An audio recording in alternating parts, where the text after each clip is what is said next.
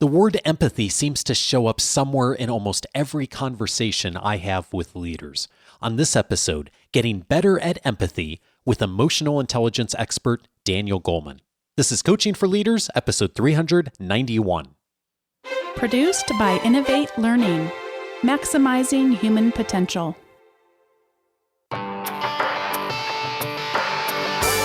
Greetings to you from Orange County, California. This is Coaching for Leaders, and I'm your host, Dave Stachowiak.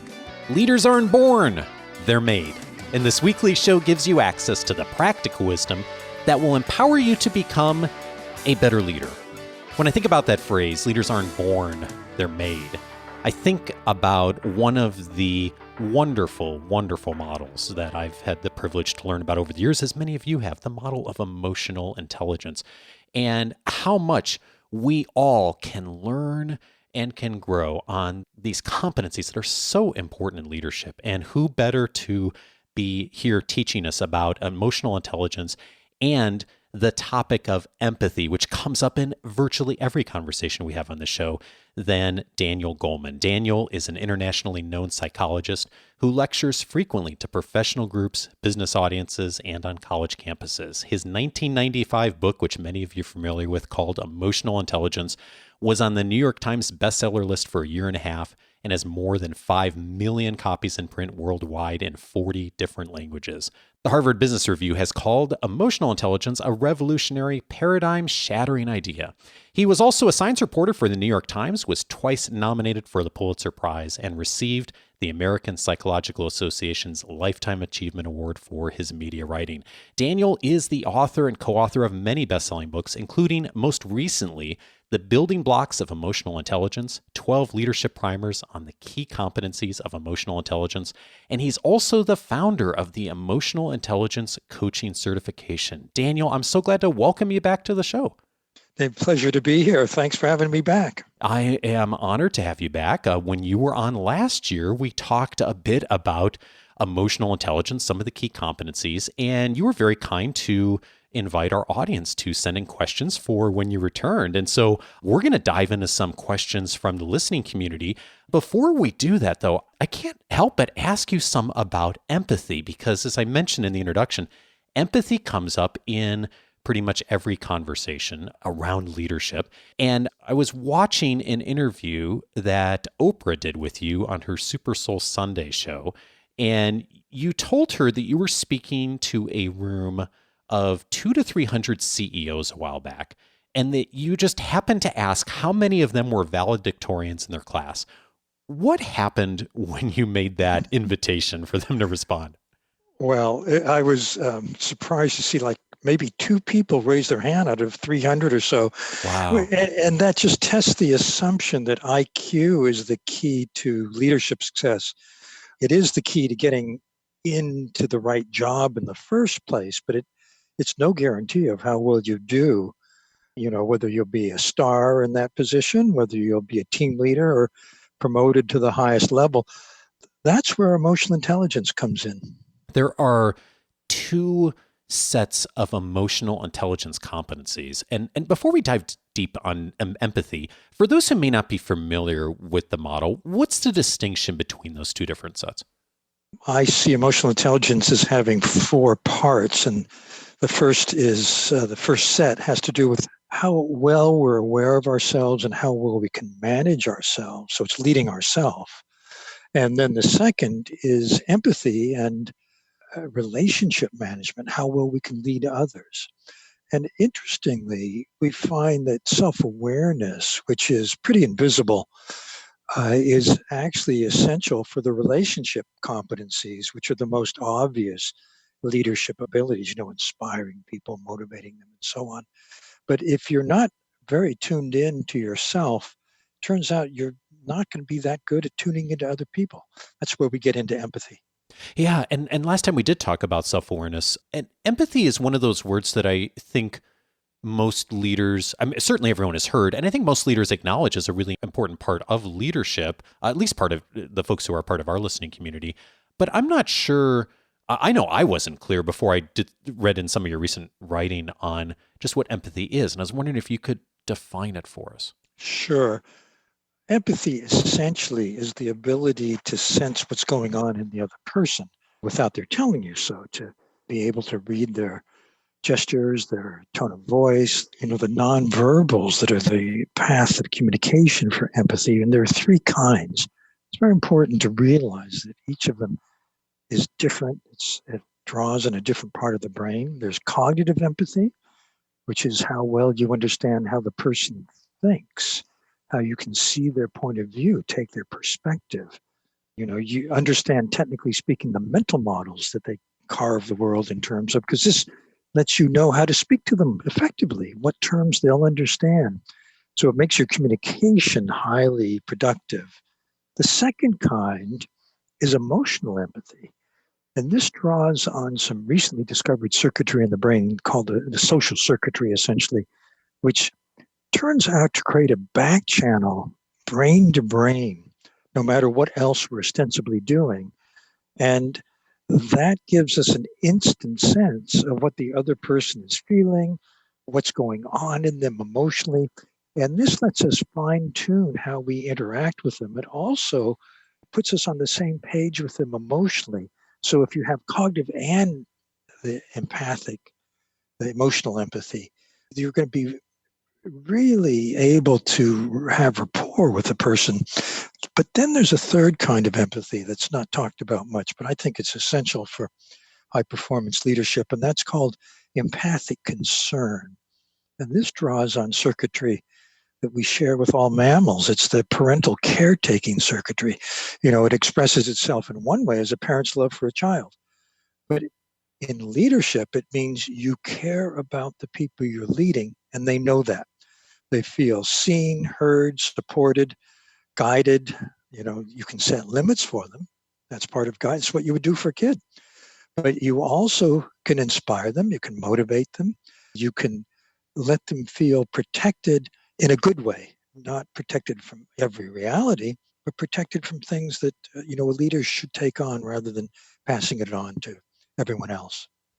I was thinking about those three kinds of empathy, and particularly the last two you just mentioned, the emotional empathy and the empathic concern. And I found myself struggling a bit with the distinction of the last two, Sure. of the emotional feeling and also the empathic concern. And the word that was coming up for me was action, as a distinction between the two. There's a little more action in the empathic concern.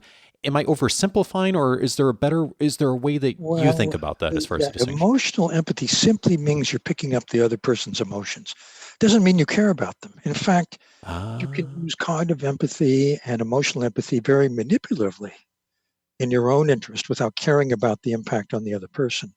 On the other hand, if you have empathic concern, that adds the caring. That means that you're going to act in that person's interest as well as your own.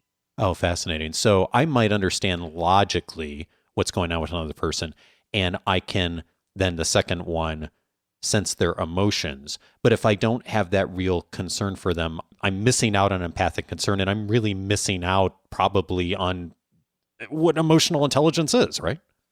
Well, I think you're missing out on what it takes to be the kind of leader people want to be led by. When I ask people all over the world, I ask business people, tell me about the best boss you ever had, the worst boss you ever had. This dimension always comes up. The bad boss didn't care about me, was aloof and so on. And the boss that I love, the boss everybody wanted to work for, is the one who adds this dimension. I was talking with one of our Academy members recently, and he brought this really fascinating question to us around empathy. He said, I've noticed as I've started listening better that I can logically understand where people are coming from, and I feel like I want to help, but I don't feel the emotion. I don't feel like my heart is in it the way that I feel like some other people's hearts are in it.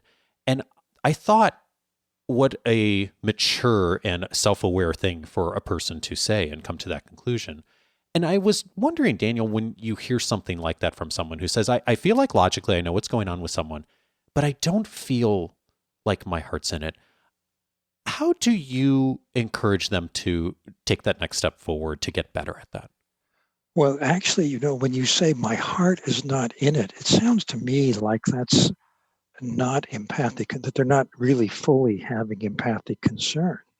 With empathic concern, your heart is in it. Emotional empathy simply means you know what the other person is feeling, not that your heart is into tuning into them, having rapport, caring about them, and so on. Yeah, I guess the question then is, because I think you've distilled that really well, of for someone who recognizes that maybe they don't tune into empathic concern, or that isn't for whatever reason where they tend to go when they're interacting with people, and they want to get better at that. Where can they start? Well, if they have kids, they could start there. The brain doesn't Indeed. distinguish between work and home. And you can start with anyone in your life that you care about and extend it out, because it's the same feeling, it's the same attitude, it's the same mindset. But do you leave it at home? Do you have it just for certain people in your life? It's a pretty profound question to ask yourself. Yeah. One of the things you say in the empathy booklet is to develop empathy, you must learn to open your heart, to be able to recognize, feel, and to name a range of emotions. What have you found that's helpful for people in doing that with more consistency? Well, one of the things that helps recognize your own emotions and therefore other people's is mindfulness, being able to take some time for yourself and just watch the flow of your own thoughts and your own feelings and give it a name.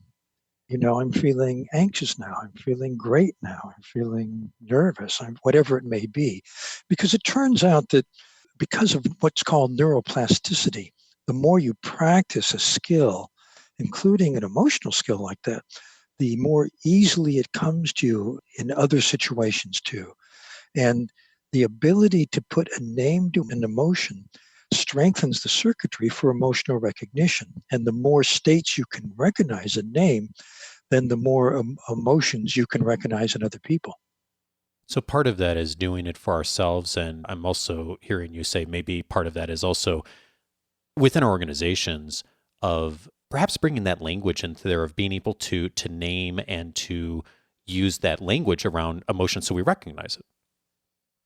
I think if that's appropriate to the organization, it's a good idea. Every organization actually has emotional norms. There are ranges of emotions that are explicit, that are recognized, that are applauded. There are emotions that are sometimes taboo in organizations. But that's a general or a company-wide norm. Then the question is, what's true for a leader and his team or her team? Those norms can differ.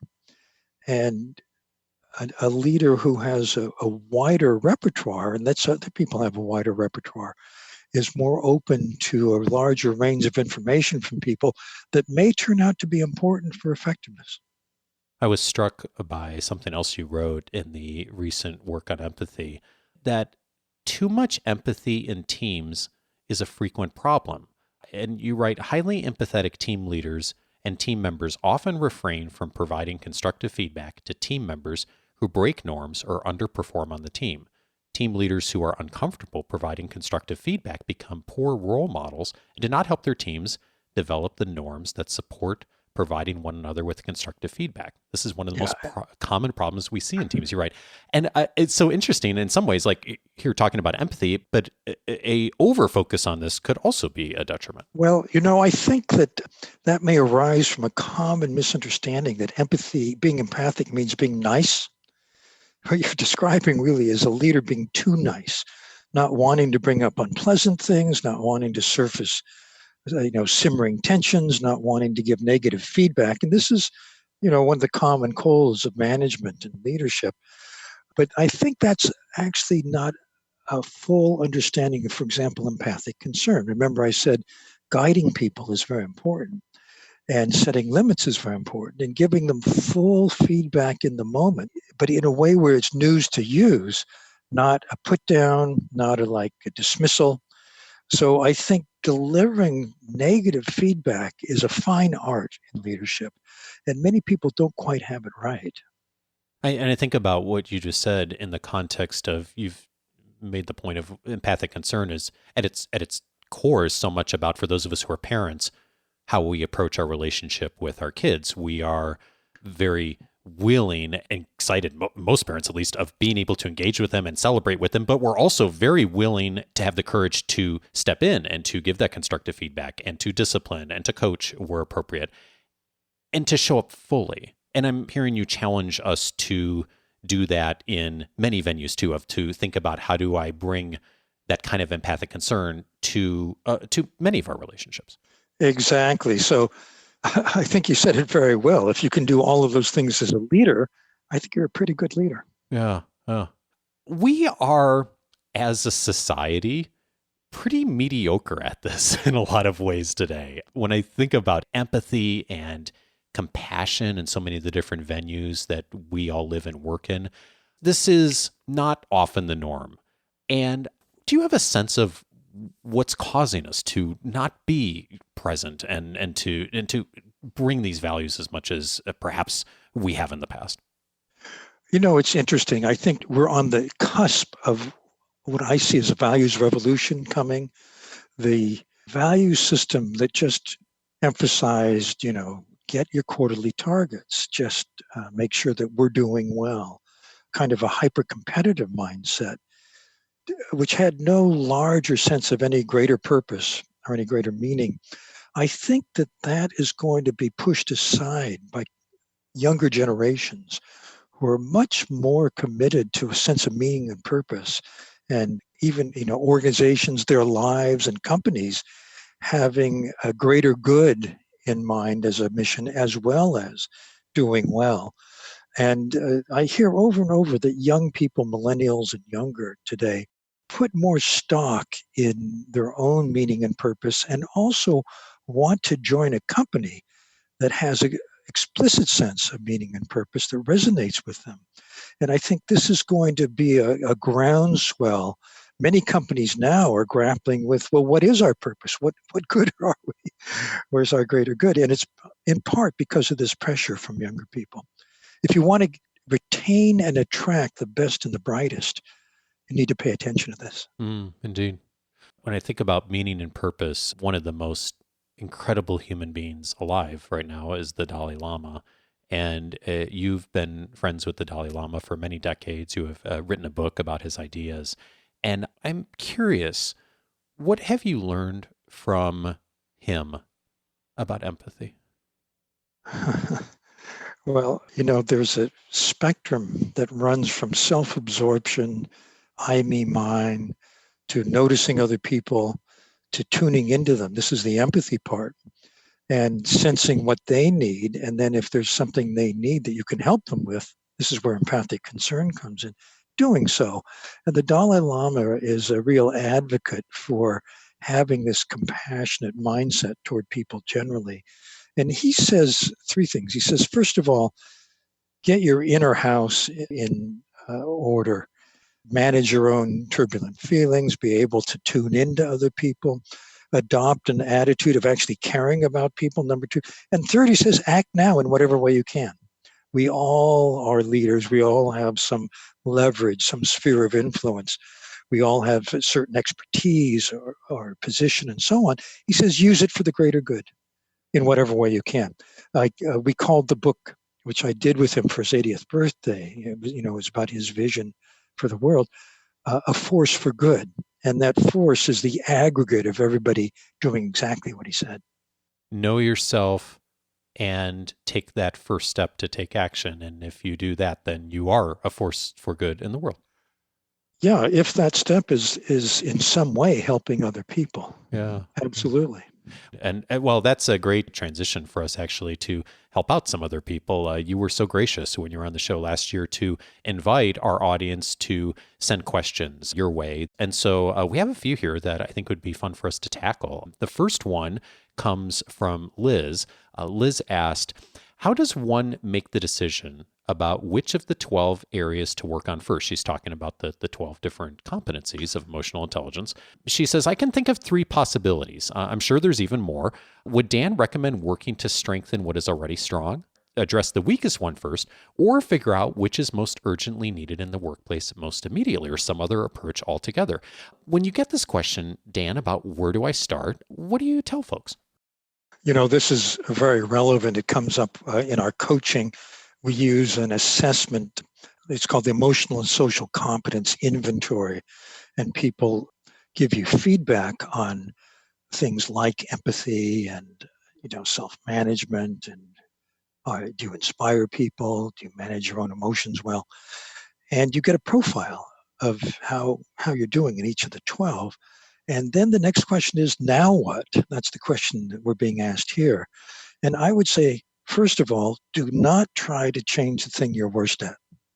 That's going to be a hard lift. I think it's better to change the thing you care about the most and that you think will give you the biggest bang for the buck. That is, what will help you become better if you can improve it, but something in the mid-range. I wouldn't bother with your strengths. You're doing great. But look at the things in the middle, and then among those particular competencies, which one draws you? Which one do you feel, yeah, if I could only speak up more in meetings, I would be doing better. If I could just give that negative feedback, whatever it may be, which one is going to help you there in your own performance? That's where I'd start. Human nature for so many of us is to see the thing that has the lowest score and to tackle that first. What's the logic behind maybe not starting with the one that is the greater struggle for us? I think it's important that you have easy wins. That's not an easy win. That one thing that you just don't do that well is going to be a long haul. I think it would be more rewarding for you to start with something that you can improve and see a payoff from. One of our Academy members, Jeff, asked, when Daniel comes back on the show, can you ask him how to assess emotional intelligence and hiring? That's a big question, Daniel. When people do come to you and they say, hey, I really want to find a way to screen or to look for this, how do you suggest they approach it? Well, I don't think that you can give people a self-test and use that. People want to look good. They'll try to game the test. You can't really use the interview situation. It's the same thing. People are presenting their best face. However, there's something you can do. If you're very familiar, for example, with the competencies and what they look like, you can ask two questions. Tell me about a time you did superbly at something, and tell me about a time you did very, very poorly.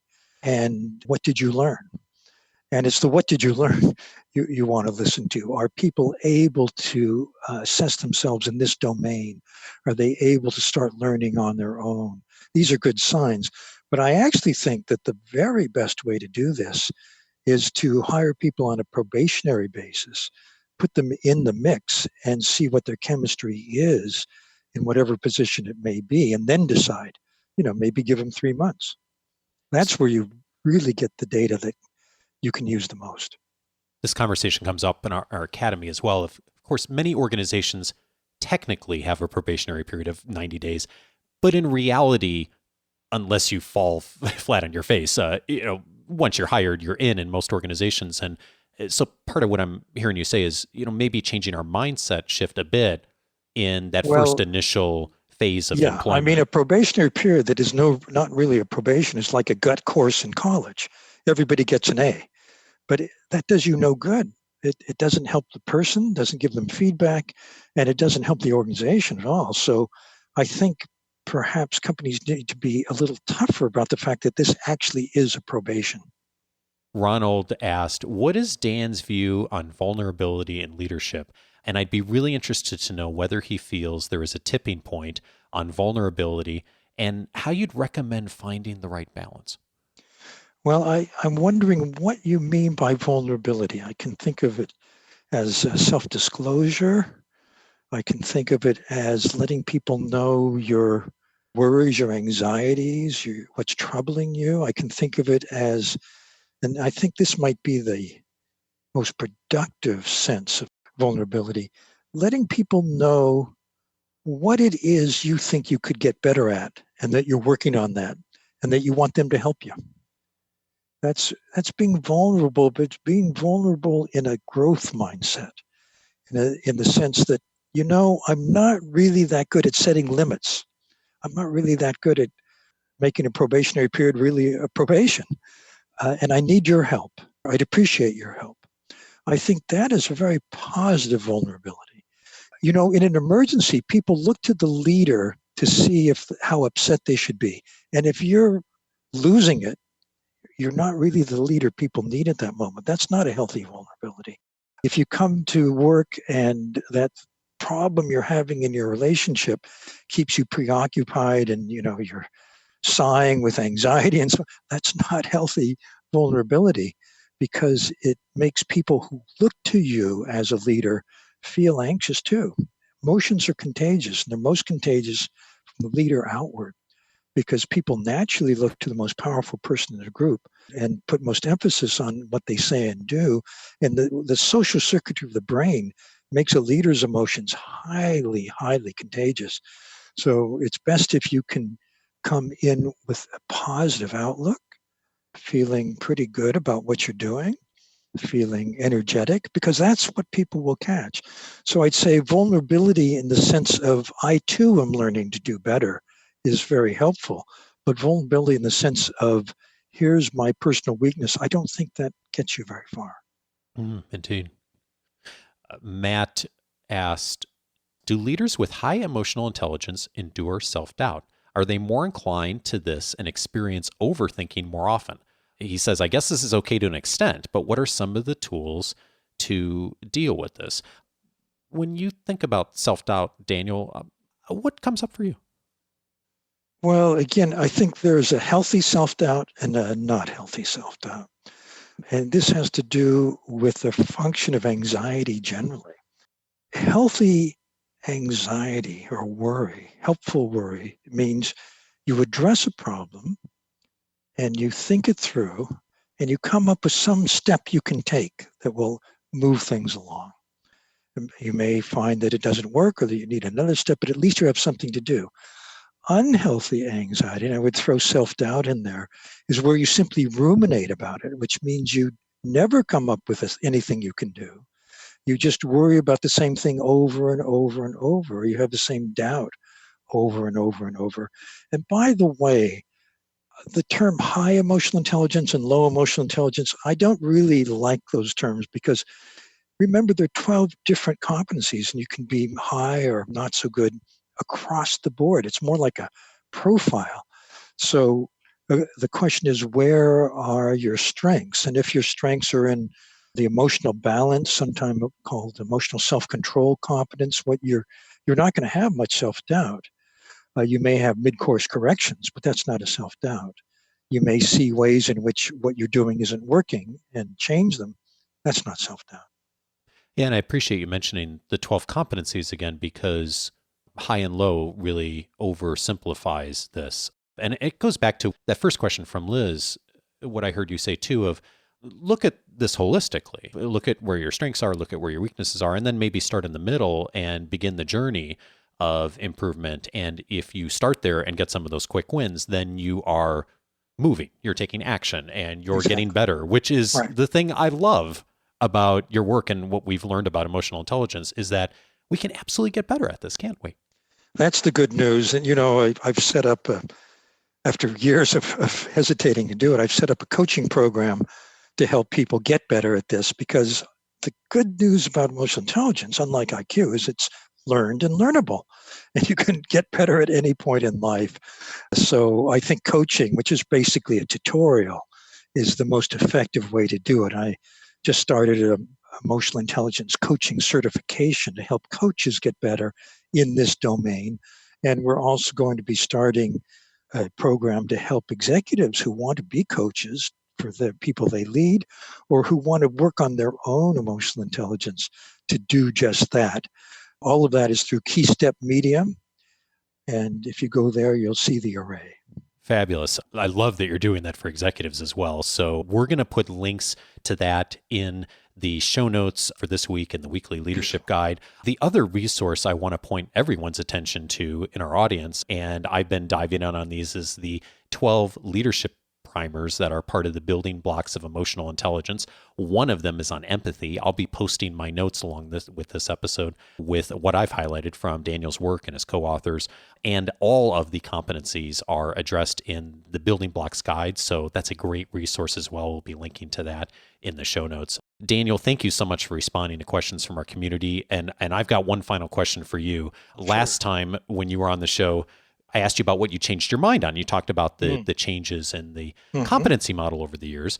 And one of the things, of course, in leadership is a reality we all run into is the reality of failure and how we learn from it.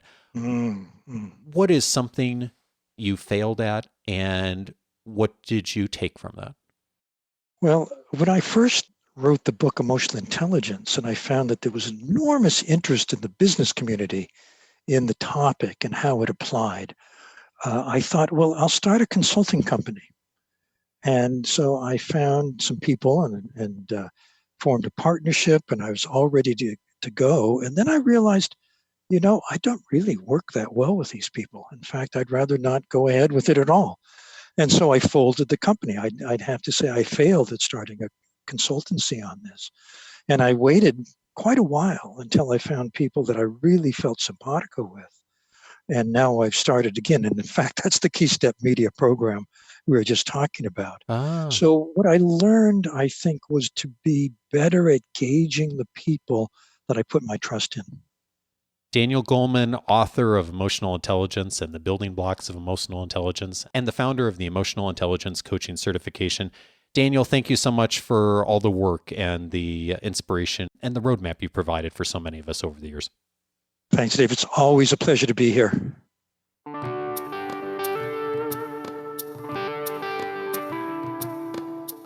Thank you, Daniel. Several related episodes in the library from today's conversation on empathy. I'd recommend also episode 301, How to Get the Ideal Team Player. Patrick Lencioni was my guest on that episode. We talked a little bit about hiring in this conversation with Daniel, and in episode 301, Patrick and I talked in detail about his hungry, humble, and smart model. A lot of empathy came out in that conversation as far as how, as leaders, and especially leaders who are hiring, which is most of us, at least in some capacity, how empathy plays into that model as well, and how we think about others and how we look through the lens that Lencioni has been able to articulate to help many of us think about bringing and attracting talent into organizations. If that's of interest to you to dive in more on, episode 301 is a definite listen. Also helpful to you will be episode 344, Have Conversations That Matter with Celeste Headley. Celeste is a host for NPR here in the States and is really a master at teaching people how to have conversations that matter. That's the title of the episode. She talks a ton about empathy. I love some of the things she says about empathy and how she frames empathy, not only in her book, but in that conversation. She has a viral TED Talk that's been viewed millions of times on this topic. Episode 344 is a great listen if you want to supplement today's conversation with now thinking about how do you bring more empathy into your conversations. Also recommended is Daniel's prior appearance on the show, episode 353, Enhance Your Self-Awareness. That's the first competency in the emotional intelligence model that Daniel has crafted over the years and backed with so much research. And of course, so many in the leadership community have latched on and helped him spread this model over the years. Self-awareness is the starting point, as we talked about in today's conversation. Episode 353 is the starting point for you if you want to dive in more on that. And then finally, I recommend episode 385, The Power of Vulnerability in Leadership. Academy member Jason Brooks was my guest on that episode. We talked a lot about vulnerability in that conversation and Jason's journey in stepping into leadership as a high school principal for the first time, and how vulnerability showed up so much for him in that, and how he leaned into that. It's a wonderful and beautiful story of his journey. And of course, so much empathy came out in that. So many of you have reached out saying how much you appreciated that conversation with Jason. Episode 385, it's one of the recent Saturday casts. Check that out as well. And as I mentioned in today's conversation, I have gone through in detail some of the primers, the building blocks of emotional intelligence that Daniel and his colleagues have crafted and put out in the world in the last year. One of them is on empathy. I have gone and highlighted all of the things that I think are some of the most critical lessons for us as leaders around empathy. And all of that is posted and available to you in this week's weekly leadership guide. In addition, it's also archived in the book notes portion of the free membership of the website. If you would like to get access to all of the highlights when I'm going through and reviewing, researching, or reading the books of the experts and the work that they've produced that have come on the show, I often post those in the book notes section. It's one of the many things you get access to with the free membership. You also will get access to my 10-day audio course for free, 10 ways to empower the people you lead. If you'll give me 10 minutes a day for 10 days, it'll help you to get the most immediate, practical actions to become a better leader. And you can register, if I can talk. Why do I always have trouble talking on these at the end? I don't know. But you can register for free at coachingforleaders.com. That's going to give you access to the weekly guide, the book notes, my own personal library, all of the member cast, and there's a ton more there in the free membership that you're able to explore. Go to coachingforleaders.com to get access to all of that. Thank you so much this week to Golf Nutton 8, K. Westby, DRH 1589, and Steve Root for the reviews you left on Apple Podcasts. Thank you so much for giving your feedback. If you'd like to leave a rating or review, coachingforleaders.com/Apple is where to go. And if you're an Overcast user and this conversation was helpful, hit the star button on the app. That'll recommend it to other Overcast users. Thank you so much if you do either. Have a fabulous week and see you back next Monday. Take care.